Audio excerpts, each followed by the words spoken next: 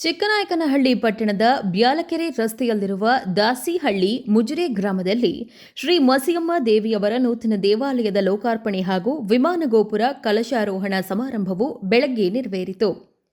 ಮಸಿಯಮ್ಮ ದೇವಿಯ ಭಕ್ತ ವೃಂದದ ವತಿಯಿಂದ ಈ ಸಮಾರಂಭವನ್ನು ನಡೆಸಲಾಯಿತು. ಈ ಕಾರ್ಯಕ್ರಮದಲ್ಲಿ ಚಿಕ್ಕನಾಯಕನಹಳ್ಳಿ ತಹಶೀಲ್ದಾರ್ ಶ್ರೀಮತಿ ಮಮತಾ ಎಂ ರವರು ಭಾಗಿಯಾಗಿದ್ದರು. ಮುಖ್ಯವಾಗಿ ಜಿಲ್ಲೆ ಹಾಗೂ ತಾಲೂಕಿನ ವಿವಿಧೆಡೆಯಿಂದ ಆಗಮಿಸಿದ್ದ ಅಪಾರ ಭಕ್ತ ವೃಂದವು ಈ ಸಮಾರಂಭಕ್ಕೆ ಸಾಕ್ಷಿಯಾಗಿತ್ತು.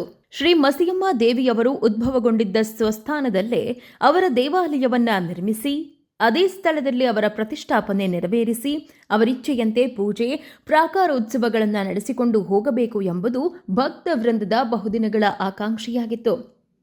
ಅದರ ಅನುಸಾರ ದೇವರ ಗಂಗಾ ಸ್ನಾನ, ಅಲಂಕಾರ, ನಡೆಮುಡಿ ಉತ್ಸವ, ಕಳಶಾರೋಹಣ, ಹೋಮ ಹವನ, ಮಣೇವು ಸೇರಿದಂತೆ ವಿವಿಧ ವಿಧಿವಿಧಾನಗಳ ಪ್ರಕಾರ ಶಾಸ್ತ್ರೋಕ್ತವಾಗಿ ಅದು ನೆರವೇರಿದೆ.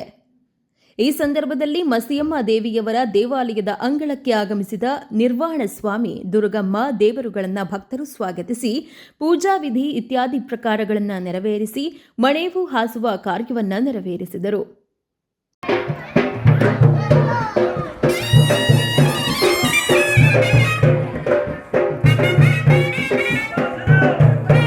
ಶ್ರೀ ಮಸಿಯಮ್ಮ ದೇವಿಯವರನ್ನ ನಾಡಿನ ಬಹುಜನ ಸಮಾಜಗಳು ಆರಾಧಿಸುತ್ತವೆ. ದೇವಿಯವರ ಮೇಲಿನ ಶ್ರದ್ಧಾ ಭಕ್ತಿಯಿಂದ ಆರೋಗ್ಯ ಭಾಗ್ಯ ಮತ್ತು ಸುಖ ಶಾಂತಿಯ ಬದುಕಿನ ಕೃಪೆಗೆ ಪಾತ್ರರಾಗುವ ಭಕ್ತರು ದೇವಿಯವರ ಭಕ್ತಿಯಲ್ಲಿ ನೆಮ್ಮದಿಯನ್ನ ಕಾಣುತ್ತಾರೆ.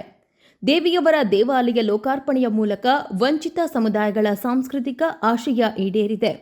ದೇವಿಯವರ ಈ ನೂತನ ದೇವಾಲಯವು ವಂಚಿತ ಸಮುದಾಯಗಳ ಧಾರ್ಮಿಕ ಮತ್ತು ಆಧ್ಯಾತ್ಮಿಕ ನಡೆ ನುಡಿಯ ಕೇಂದ್ರ ನೆಲೆಯಾಗಲಿದೆ ಎಂದು ದೇವಿಯ ಭಕ್ತರಾದ ದುಗುಡಿಹಳ್ಳಿ ಸಿದ್ದೇಶ್ ತಮ್ಮ ಆಶಯವನ್ನು ವ್ಯಕ್ತಪಡಿಸುತ್ತಾರೆ.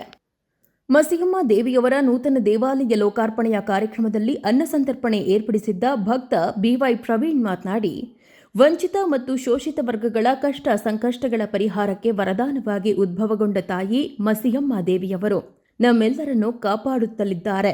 ಸಮಾಜದಲ್ಲಿ ಸುಖ, ಸಮೃದ್ಧಿ, ಸಿರಿ, ಸಂಪತ್ತು ಮತ್ತು ಆರೋಗ್ಯಗಳ ಜೊತೆಗೆ ಶಾಂತಿ ನೆಲೆಸಲಿ ಹಾಗೂ ದೇವಿಯವರ ಕೃಪೆ ಸದಾ ಎಲ್ಲರ ಮೇಲೆ ಇರಲಿ ಎಂದು ಆಶಿಸುವುದಾಗಿ ಹೇಳಿದರು.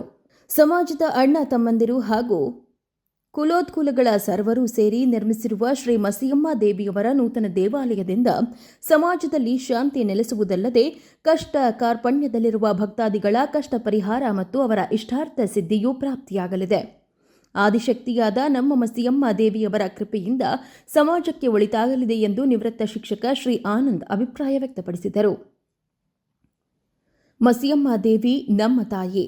ನಮ್ಮ ತಾಯಿ ಸದಾ ನಮ್ಮ ಹಿತ ಕಾಪಾಡುತ್ತಾಳೆ. ಆ ತಾಯಿ ಇಲ್ಲೇ ಉದ್ಭವಗೊಂಡು ಇಲ್ಲೇ ನೆಲೆಸಿದ್ದು ನಮ್ಮ ಪಾಲಿನ ವರದಾನ. ಇನ್ನು ನಮ್ಮ ಮಕ್ಕಳು ಮರಿಯ ರಕ್ಷಣೆ, ಆರೋಗ್ಯ, ಭಾಗ್ಯ, ಸಿರಿ, ಸಮೃದ್ಧಿಗೆ ಕೊರತೆಯಿಲ್ಲ. ಅಂತ ತಾಯಿ ನಮ್ಮ ಮಸಿಯಮ್ಮ ಎಂದು ದೇವಿಯವರ ಭಕ್ತ ಚಿಕ್ಕನಾಯಕನಹಳ್ಳಿಯ ಬಾಲರಾಜ್ ಶ್ರದ್ಧೆಯಿಂದ ನುಡಿಯುತ್ತಾರೆ.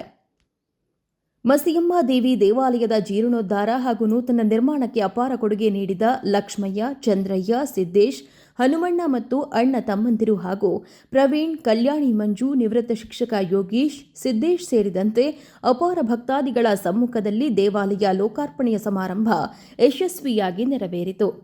ಜಾಕೀರ್, ಪ್ರಗತಿ ಟಿವಿ, ಚಿಕ್ಕನಾಯಕನಹಳ್ಳಿ.